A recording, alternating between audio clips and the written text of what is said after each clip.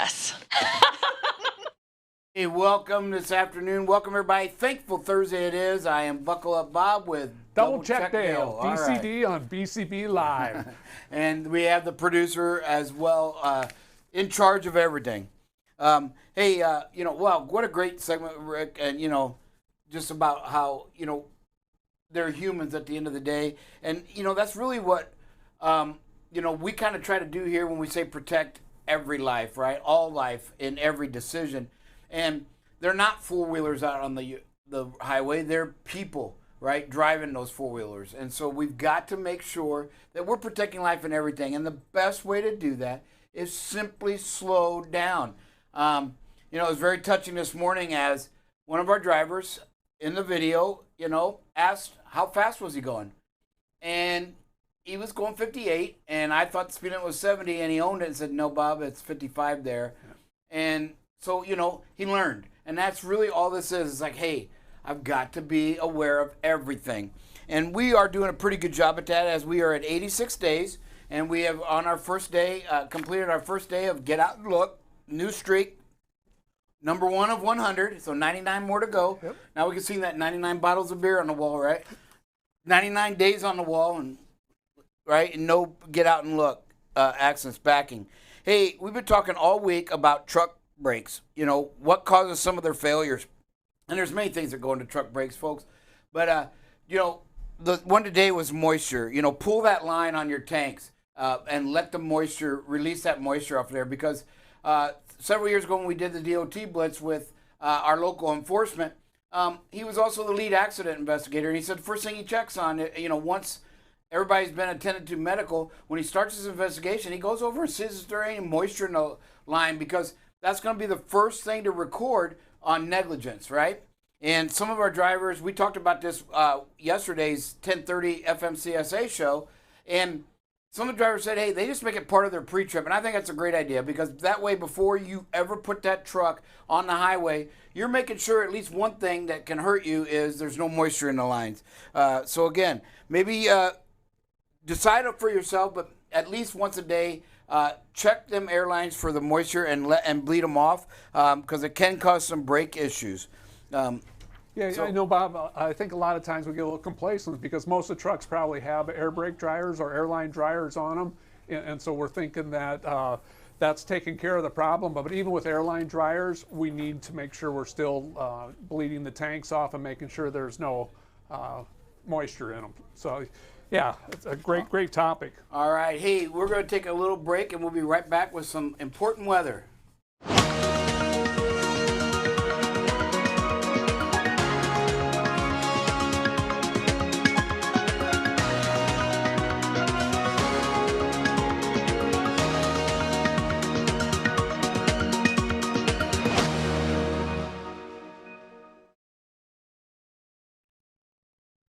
Hey, welcome back, everybody. Again, you can see it kind of dissipated a little bit. We just got a few cells down here along that Gulf, that Texas Panhandle, Mobile, Alabama, and New Orleans, and then just a line reaching from Kansas City all the way across Illinois through, I'm going to guess, let's see, did we get to Peoria?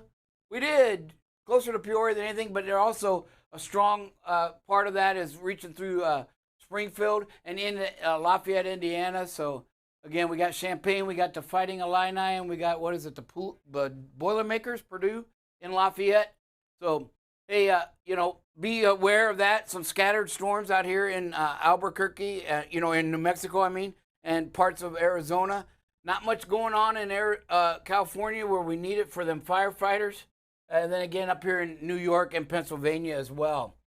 Our wind gusts, there's a lot of wind up there coming off that Canada border into the Dakotas and northern Minnesota. You can see the upper 30s. And Nebraska's got a little pocket here where there's some 36. Our current winds, and we're forecast, so you can see some 22 mile an hour current sustained winds. Right here where that storm is, right in the middle of it, on the southern edge where that red was, you can see 22. Let's see if that gets any stronger.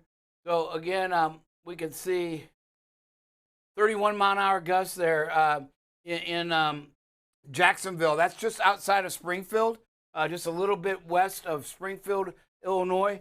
So we can see some 30-mile-an-hour gusts with that storm. Be aware and look out for that. The rest of the country looks pretty decent. Again, remember what we said. The rule of thumb should be reduce your speed what you think it is and another 5, and you're going to be really probably close, 5 to 10 more, and you're probably going to be right on the money, if you will. Our forecast, as you can see, the showers are kind of where they kind of forecasted the potential for them. Tomorrow, let's see if it changed. New Mexico near Lubbock, that was strong. And again, up here in the Detroit, Cleveland area and Erie, pretty much stayed the same as this morning on the forecast for the strong thunderstorms. We do want to take a peek at our tropical storm. Fred is moving. He's now just south of Nassau. You can see there's not really an eye because it's not a hurricane yet, but you can see right where it would form is right here on the northern edge of Cuba. The latest model is that it's actually, before it was going to kind of come up here and cover Florida, but be mostly centered on the Gulf side. Now it's kind of going to come right across through the point is what they're expecting. And then, again, most of it is going to be on the Gulf side, but not when it first makes landfall at down there in Miami area. It is expected to kind of just keep its path right through here and then head straight to Tampa and then up. So you'll kind of see most of it will be on that Gulf side. So we'll keep an eye on that. Again, our little buddy down here, when we push that out, it goes away from the United States. You can see there, it does strengthen a little bit, but it shrinks smaller. So on Saturday at 9 p.m., almost 120 mile an hour winds in this baby. So that's going to be somewhere around a Category 3 hurricane out there. But the good news is it's out in the middle of nowhere, other than maybe these two little islands that were there that probably got hit hard. And I don't know where Hawaii. There it is. I wonder, is it headed that way? It looks like it's moving pretty slow. So all the way out to Monday, it's not going to reach there. Yeah, it does look like right now the model is, if we can project it, I mean, it is heading towards the Big Island. Probably by next Saturday or something like that, or Sunday, it could be there. So keep an eye on that. If you've got any travel plans to Hawaii, you may have some issues depending on where it is. But again, we'll keep an eye on Tropical Storm Fred. And with that, we'll be right back with some videos. Oh, Sandy, I'm starving. What's for lunch today? Well, unfortunately, nothing that I have cooked. Because of COVID, no. I'm not cooking anymore. But what I do have is a freezer full of food for the drivers. We have breakfast food. We have Stouffer's lasagna. We have meatloaf. All the driver has to do is walk in, open the freezer, and make them a little something to eat. Hey, dziękuję, everybody. That is Polish for thank you. It is Thankful Thursday. But Drive Safe Dave has dictated that it is mahalo, the Hawaiian way to say thank you. And again, it is Thankful Thursday, and we want to thank everybody for the job well done, for your continued effort. Remember, we're not perfect. We have to keep that goal at striving to be perfect. Perfection is unattainable in most everything that we do. So we have to remember that. But if that's our goal and we fall just a hair short, we're pretty good. And so that is why you got to set that bar high. Never set it low, because then when you don't make it and you say it was close, you really weren't close to doing anything, but, taking a life probably in our business. What do you got for us there, Double Check Dale? Let us look at some videos. This one's interesting, and the thing is that I noticed right away when I was watching this one is the one car has its lights on, and I could see that car from the very beginning of the video. And so it just goes to show, I mean, part of the way to prevent an accident is be seen. And like I said, from the beginning, I could see that car. The other thing is it's a very unsafe pass by the vehicle that's coming around the corner. I think our driver did a nice job getting slowed down and heading over. Kind of put this one on there so we could, have some discussion. What's the best way to handle this? And this is the one I think driver called in this morning and owned it. Said what the speed was. He was over the speed limit. Probably shouldn't have had it knocked down a little bit more. But scary thing when that happens. It happens so fast. And so one of the reasons we show these videos is so if it happens to you, you've seen it in the past, and so you have some reference point to think, okay, what should I be doing? How, I saw that video, how should I handle it? Yeah, and our driver did a great job here. And again, we just talked things out. And I just got to tell you, these stretches of highway in Pennsylvania are just scary because you're sitting way up. The valleys are way down, and you're riding along these mountain ridges. And it is scary because there's really nowhere to go. You've got a mountain to the right, and you've got straight down about 200-300 feet to the left. So there's no way to survive something here. So again, what our driver did learn is to don't drive by feel, but keep looking at your gauges so that you can be better prepared to slow down if needed. But good job by our driver. Not much he or she could have done here. Here's a stability event, and I say it over and over. Stability events happen about 95% of the time in an on or off ramp curve, and generally speaking, we're going too fast. The speed is too fast for it. We understand. We had some conversation this morning about having to be up to speed for the merge lane. Nevertheless, we don't want to be going so fast that it's causing a stability effect. And when we look at this one, the curve has the yellow arrows on it, so that tells us right away that it's tightening up and that there's been some incidents there before. So just need to slow down, really watch and manage our speeds in the corners, especially on and off ramps. Yeah, and and it was a great conversation, and there's really a double-edged sword here because, like you said, but we've also been talking about you do have to process a lot of things, but you got to kind of try to simplify it when you can. And so you got to kind of take things in stages. Yes, you want to be up to speed here to merge in traffic or it becomes dangerous. That is true. But what good is that if you don't make it to that lane, right? Because you roll over because you didn't assess this problem. Remember what we said when you're trying to decide whether to get off the road or not in an emergency on the highway? You want to protect yourself first. And so really, I think the best thing I can come out of this video is, and I see it a lot, is, okay, when we came off of whatever road we were into this curve, there was a warning there. I guarantee it that there was a curve, right?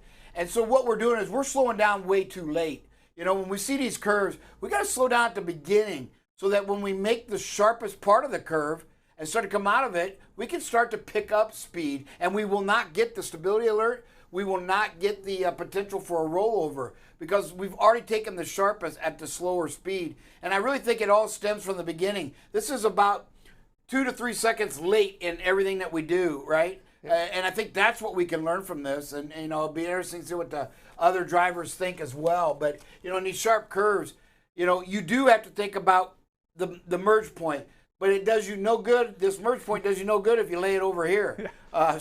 Right? So you can't worry about the future, even though you got to think about it, if you don't take care of the now. And so the way to do that is, I think you got to have a little bit of a preemptive there at the beginning. And by here, we should already be down in that 20 to 25, so that as we take the sharpest part of the curve and start to come out of it, again, it looked like we were a little slightly downhill as well. So it's going to give you a little bit of ability to pick up speed a little bit faster. And it looks like we got plenty of lane here to do so as well. This one's just a really nice textbook of great speed and space management. Stoplight coming up, we start stopping ahead of time. We get stopped in plenty of time. A textbook stop here. Look, we see the white line there for the stop sign or stoplight and everything. Just an excellent job by our driver. I love showing, when we do things just textbook and do it the right way. Here's one. It's situational awareness. Driver really didn't do anything wrong here, no. But Mr. Amazon decides he's coming over, and our driver had to brake hard. Good reaction, situational awareness of recognizing what was happening right away, and got on the brakes and prevented a potential accident. So nice job to our driver. Yeah, another great one to think about: fault versus preventability.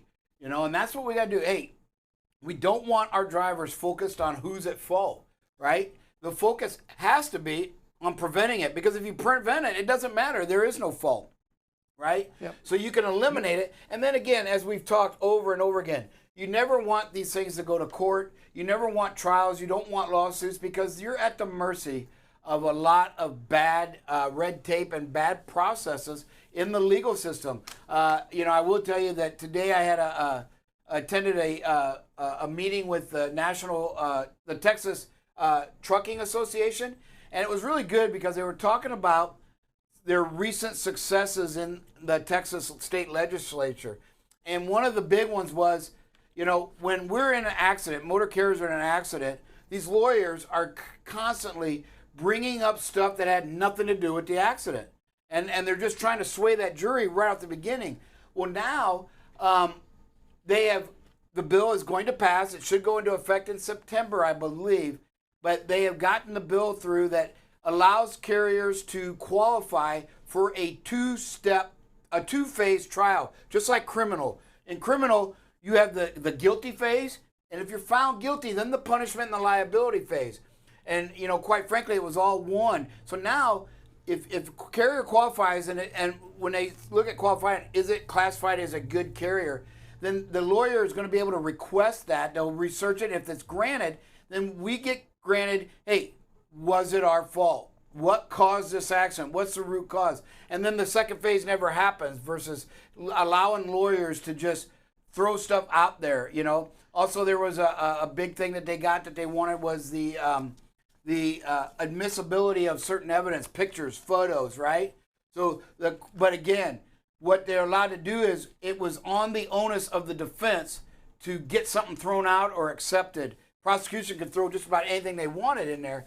Well, now the law is going to put that back on the prosecution. Hey, you've got to get all this cleared before the trial starts, whether we can use it or not. And then just on the defense side, you just have to presume all of it's going to be allowed. But it gives the lawyers a fighting chance. And instead of putting all the pressure on them to get something thrown out, it's on the pressure of the prosecutor to get it put in. So there were some really big things that are in the trucking favor of the Texas, at least in Texas. Yeah. So the Trucking Association was very proud of some of the things.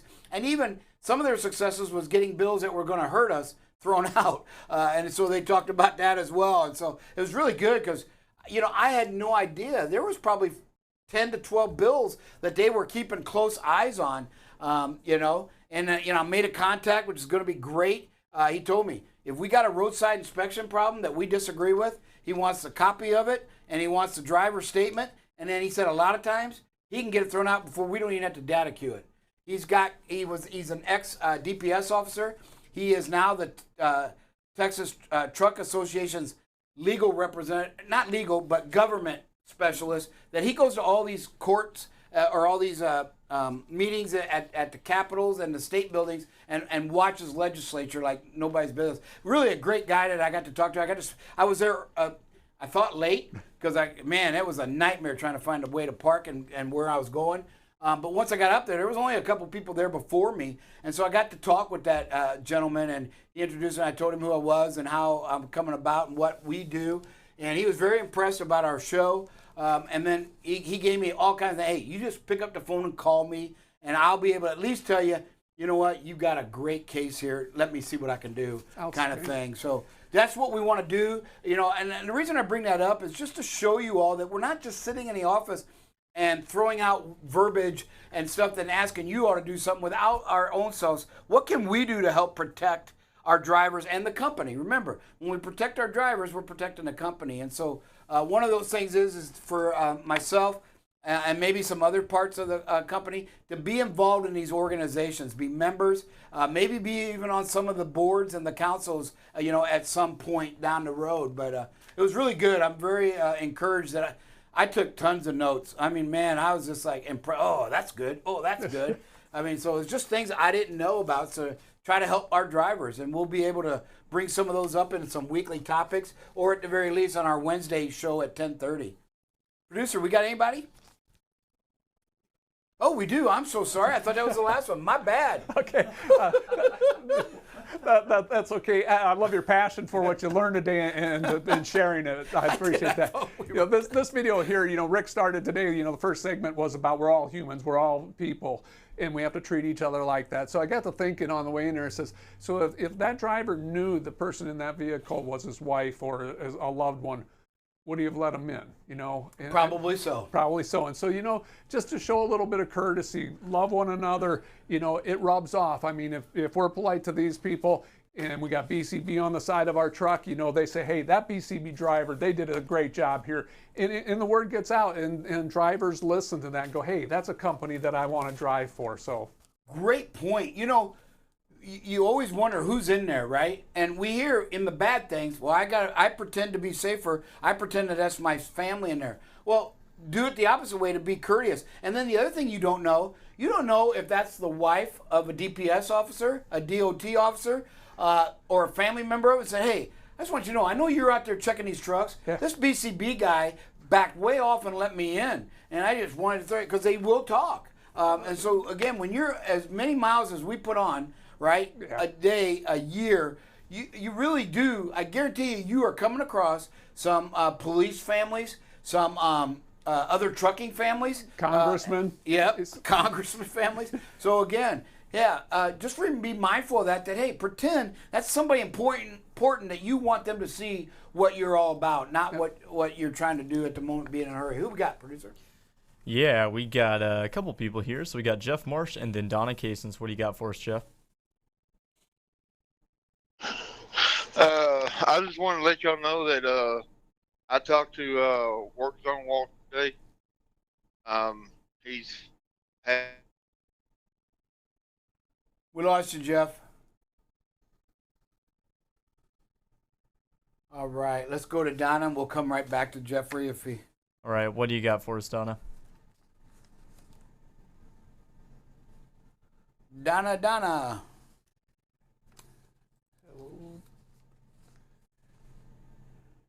Hey, Donna, you should be able to... There you go.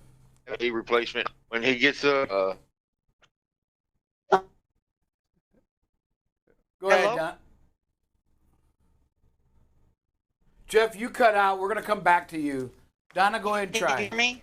Things are going to attack you. They're going to, you know, the reason I say this, and I know for a fact, because I was... Well, we're having trouble with them today. Donna, now you're cutting out, dear. I'm so sorry. Let's try Mr. Marsh again. Can y'all hear me? Yes, sir. There you go. Okay, so I was telling you that I talked to Work Zone Walt today. Yeah, and his knee He's surgery? still having... Yeah, he's going to have a knee replacement and everything. But he said, I don't know if y'all talked to him or not, but he said that when he gets back to where he can drive a truck, he will be back here. Awesome. So I thought I'd let y'all know. Great. Yeah, I got two things for him. It will be great once you get it done and you get over the excruciating pain for the first 2 months. Man, I've never felt pain. I could not get comfortable. But you know what? I thank goodness. I had my first knee surgery when I was 20-something, and I thought it was bad. I had the ACL replaced and repaired. But how to ice that thing down, you know, is nothing. Now, when I got the knee replaced several years ago, they got this nice little thing that that wraps around your knee, pumps cold ice water through it to keep it chilled. Man, you talk about sleeping like a baby. You never have to worry. The machine just keeps, and it you know, you always had to worry about blood clots coming out of surgery. Now, this thing retracts and squeezes your calves to pump the blood through so you don't get clots. And at the same time, it's circulating ice cold water that you put in the machine. I thought, man, this is awesome. Does it do your dry cleaning too? No, but I tell you what, technology can be wonderful, folks. So, Work Zone, our prayers are with you, brother. All right, Donna, you want to try again for us? Sure. Can you hear me now? Yes, ma'am. Okay. Hey, I just wanted to talk to the drivers a little bit, what you touched base on. Whenever you get into an accident, or whether it's your fault or not, it opens up so much. It opens up your driving record, you know, where you was at, how fast you were going. I mean, they want to know so much information. I was not involved in an accident almost 3 years ago. And Bob, you know which one I'm speaking of. Yep. But I pulled over to do the right thing. The two vehicles collided with each other, and they settled with one when we were still with Suntech, which just absolutely killed me, because like I said, I was not involved, but it's going to open up so much that you're not going to know what direction to go to. And you've got to really be careful out here to protect life, protect yourself, and do everything the best you can be out here, because it's no joke. I've been stressed out about it. I've been told, that I don't have nothing to worry about, but yet still a little bit in the back of my mind, it's still there. Yes. But it will open up so much. They're going to want your phone records. They're going to want everything they can get their hands on, and it's just like, why and how did, if I didn't do what I felt that was the right job, right thing to do, and just kept going, I probably wouldn't be in this. But then on the other flip of that coin, you're opening yourself to leaving a scene of an accident. Correct. And that's not good either. So like I said, I did what I thought was right thing to do, and I'm going through it all over again, even more so this round.